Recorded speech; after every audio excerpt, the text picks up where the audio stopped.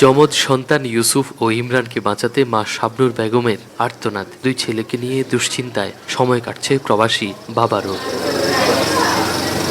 হামে আক্রান্ত হয়ে সপ্তাহ খানেক আগে এই দুই শিশুকে ভর্তি করানো হয় কুমিল্লা মেডিকেল কলেজ হাসপাতালে। অবস্থার অবনতি হলে চিকিৎসকরা পরামর্শ দেন তাদের আইসিইউ এ রাখার, কিন্তু এই হাসপাতালে নেই শিশুদের আইসিইউ ইউনিট।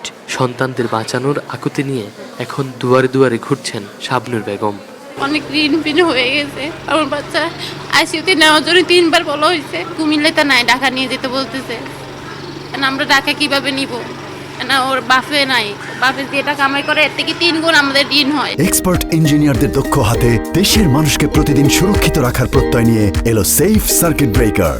শুধু শাবনুরের সন্তানরাই নয়, মৃত্যুর সঙ্গে লড়ছেন আরো বেশ কয়েকজন শিশু। আইসিইউ এর অভাবে বুকের ধনকে হারিয়ে পাগল প্রায় কেউ কেউ।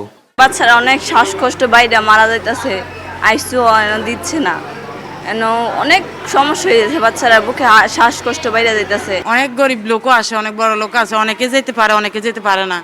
এখানে অনেক রুগীদের আইসিইউর প্রয়োজন। সরকারের কাছে আবেদন, এখানে আইসিইউ এনআইসিইউ দেয়, যারা শিশু বাচ্চা আছে তাদেরকে অক্সিজেন দেওয়ার জন্য বা ভালো সেবা দেওয়ার জন্য।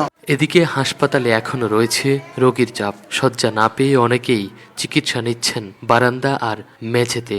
আমি মনে করি আমাদের একটি পেডিয়াট্রিক আইসিইউ অত্যন্ত প্রয়োজন, এবং আমরা ইতিমধ্যে আমাদের ঊর্ধ্বতন কর্তৃপক্ষকে আমরা জানিয়েছি আমাদের একটা পেডিয়াট্রিক আইসিইউ প্রোভাইড করার জন্য, এবং এ ব্যাপারে আমাদের কর্তৃপক্ষ অত্যন্ত সচেতন আছে এবং বিষয়টি প্রক্রিয়াধীন।